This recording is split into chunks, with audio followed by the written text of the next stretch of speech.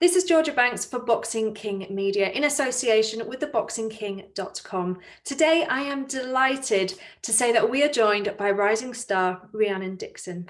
Rhiannon, how are you? Oh, hi, I'm great, thanks. How are you? Good, yeah, I'm not bad. She's showing me off and she's in the garden and you're up north, aren't you? Yeah, Warrington. We don't have the weather down here today, so I'm very jealous I'm not at home. So for those that don't know you, you're actually a frontline worker, aren't you, for the NHS? How on earth have you managed, especially the past year, working full-time and professional training? Oh, well, I've been quite fortunate in the sense like my manager's really supportive of like my boxing and is really supportive of like me doing my job as a pharmacist. So they kind of work hand in hand. So my manager knows that I need time off in the week to go training, and then Anne works his training around like my shifts at work.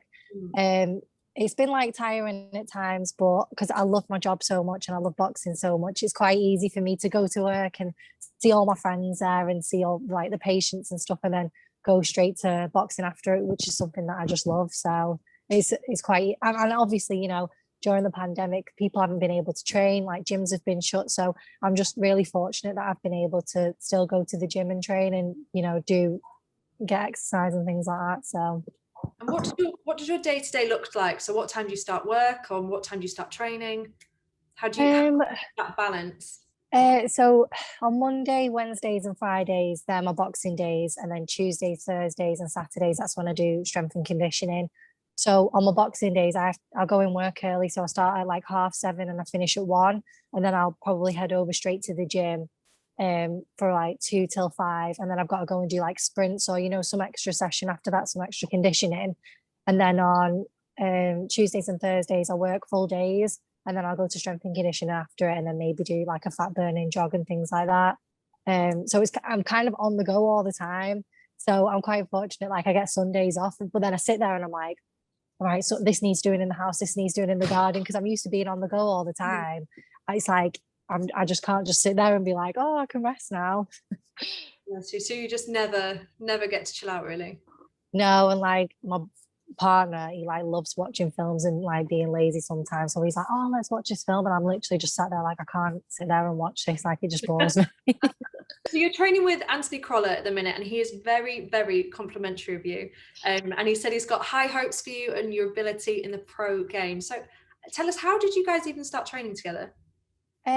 So me and my best friend James Moorcroft, we used to train together at our old gym.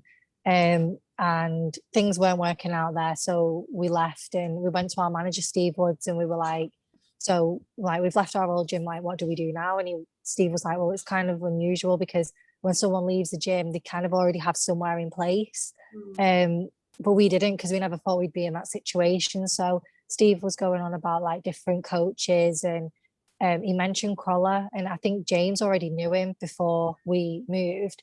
And James was obviously, spoke dead highly of him. Obviously, he's had such an amazing career. He's been and done like amazing things in his career. So we were like, oh, let's go and have a trial. And then like we just never looked back. Like the training's unbelievable. And then yeah, like when he says dead nice things about me, like I'm going to be a star, I literally saw. I think my mum messaged me. She's like, "Oh my god, have you seen what he said about you?" I was like, "Oh my god, I'm going to be a star." You've been starstruck by it all.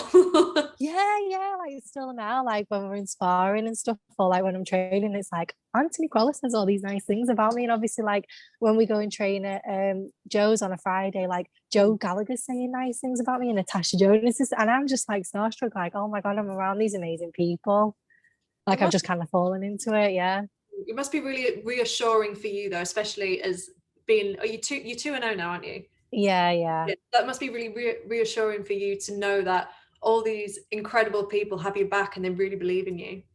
I know it's unbelievable. Like like when I hear him say things about me, I'm like, you on about me? Like, and then yeah, it's mad. You've been training with Crowler. How's your fighting style changed? How's he adapted you? I used to be very like come forward and kind of rush my work, and I used to smother myself a lot because I'd fall through with my punches.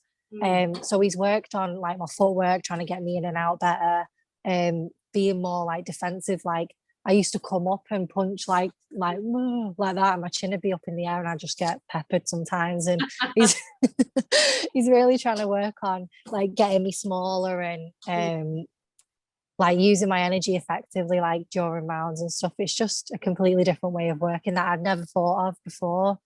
Yeah, so it's been really good.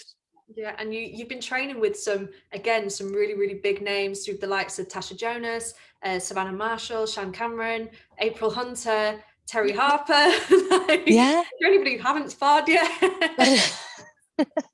I know, and it's mad to think like I came from the unlicensed route and then I'm sparring with these people who've done like such amazing things in their career, like Natasha Jonas in the Olympics and Chantal Cameron and Savannah Marshall, Team GB world champions, and then there's me like 2-0, like still taking pictures with them, like fangirling. I'd be doing the same story. I know, that's what I'm like. I'm like, when Ross comes sparring, I'm like, Chantal Cameron's over there. He's like, yeah, you go sparring her. And I'm like, but she's so amazing. Like, I'm getting punched by Chantal Cameron. Go home and like, see this bruise? I did that. Chantal Cameron. What have you managed to kind of learn from those guys? It's just like a completely, like, they're so technical, and like every spar, like Natasha, when you spar her, she's so smart in the way she works. Like, she won't waste her punches. So it's very technical, and you know, you can't get that experience anywhere else. Like, obviously, you know, we're so fortunate to have like such amazing world champions in England, like female world champions. So, you know, it's just an unbelievable experience to learn from them, and you know, see what they're doing in training and see if I can like copy it and stuff like that. So, who is your favorite to spar?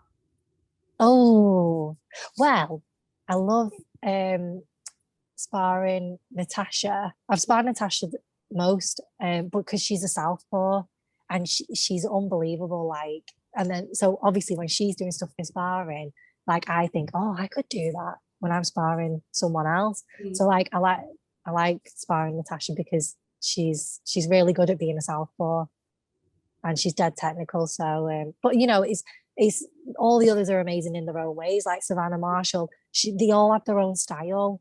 Like, but I can't copy Savannah Marshall's style because she's so relaxed. And if I did that, I'd just get knocked out. Like a mini Huey, isn't she? Well, not yeah. Huey, she is just a yeah. And like her movement when she's sparring, like if I did that, I'd probably just end up falling over. Yeah, she's got a very relaxed style. I really, really like Savannah Marshall. Oh yeah, and like when she was sparring, she didn't even look out of breath at all. She was just like, and I was like, "You're not tired? Like, how way breaking my back?"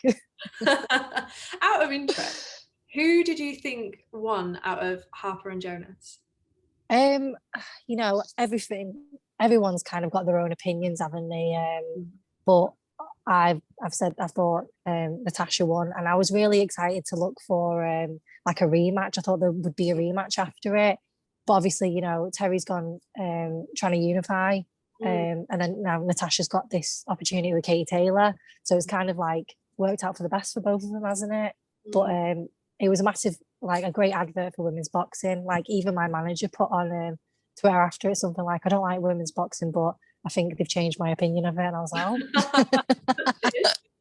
Cheers, Steve. And no disrespect to Chisora Parker, but I definitely think Taylor Jonas should have been headlining that card. Oh, that's the fight I'm looking forward to the most. I can't wait for it. You keep on seeing on Twitter all the time, like how excited everyone is for it. But it's just showing how people's opinions are changing for women's boxing. And these girls are flying the flag and they're putting on such a good show and being an amazing advert for women's boxing. So hopefully, like when I get to that stage in my career, I can be like that and hopefully be a good advert for women's boxing. Definitely. So you started a bit later, didn't you? So you started, was it around 22? Talk to me Yeah. about your journey into boxing. Well, I used to do a bit of like CrossFit and go to the gym before that, but I was sporty when I was younger. I was a dancer and then did like athletics, and then I kind of, you know, like when you get to around 18 years old, you just want to go out clubbing and drinking all the time. So I put on a bit of weight. Like, I didn't have my fast metabolism as I did when I was a kid. So I got a bit chubby and I thought, oh, I just want to like do a sport where I don't realize that I'm exercising and I can lose a bit of weight. And Ronda Rousey was massive at the time on TV. So I saw her with all of her fights and I thought, oh, do you know what, that'd be amazing to do something like that. So I got in touch with Mike Grundy. I think he was at Cabon in Wigan at the time, because I think my brother knew him and he was like, oh, message Mike. And then he said, oh, if you've not done any like combat sport before, why don't you try boxing? So he put me in touch with my old coach, and then I started having like private lessons. And then, you know, because it's quite daunting for a girl to go into a boxing gym for the first time. So I plucked up the confidence and started going to like the main classes with all the boys, and then started sparring. And then I went down the unlicensed route, and then there was not really many people to fight. You know, once you've had so many fights. So James turned professional, I think about 3 years before me. And then my coach at the time was like, oh, well, why don't you turn professional? And I was like, yeah, let's try it. And then obviously we split with my old coach, and now I'm with Anne. How's like the professional ranks been treating you as in comparison to white collar? Like since being with Anne, you know, like the professionalism, like I've got a strength and conditioning coach now, Homes from Homes. And it's just like the professionalism is what I appreciate. Like, you know, being with the British Boxing Board of Control, you're well looked after, doing the pregnancy test before and all stuff like that. Whereas with the unlicensed route, like I think my first fight, the girl I was meant to fight didn't show up, and this other girl showing up, and she was a lot bigger than me. So then the coach I had at the time was like, would you still want to do it? And I thought, oh, do you know, if I just don't get in the ring now, I'll never do it. So then I ended up fighting this girl who was like unbelievably like bigger than me. So obviously, you know, with like how regulated it is in professional, you know, that would never happen. No. So obviously it's just a couple of weight classes above, like what was the difference you between? just kind of like go off of your weight. There's no like sort of weight class or regulation or anything, but just by looking at her, yeah, she was just a lot bigger than me. No offense to the girl or anything, I'm not slagging her off, but yeah, she was just a lot bigger than me. Interesting. It's a very dangerous game to play. Yeah, definitely. Like when I first started boxing, obviously I didn't really have much information about like the amateur route and the unlicensed route, and I kind of just thought this is what everyone did. And then it's only later on in my career when I realized, oh no, like amateurs go to the Olympics and go through all these other things, and it's so regulated. Whereas like me and James just used to put on any random gloves and then just go in kind of like I'm making us sound like street fighters. Bare knuckle in the back. Yeah, bare knuckle in the back alley, yeah. Me and James, bare knuckle. Well, that's, you know, it's always where you could go next. I don't think my mum and dad would like that. I think boxing's enough. Yeah, maybe not. But I'm sure you will agree that being a woman in sport is, although it's amazing, it's sometimes extremely exhausting. And I often see comments about female fighters such as yourself saying things like, you're too pretty to be punched, you're too pretty to box, women shouldn't fight. How do you feel about these kind of particular stereotypes? And not just stereotypes, they're sexist stereotypes. Yeah, I think it's just like, it's a bit like cavemanish. Like you've got to move with the times. Like you can't, like what does a female boxer look like? Like me, like Katie Taylor, Natasha, April Hunter, we all look completely different. So you can't say that it's, oh, you have to look a certain way to be a professional boxer. It's actually a funny story. When I went to go and get my license from the British Boxing Board of Control, I walked in and you're gonna like register and like sign in. So they've gone to my partner Ross, like, oh, you're all right, mate, what's your name? And he's like, I was like, oh no, it's for me. And they were like, oh right. So do you know what?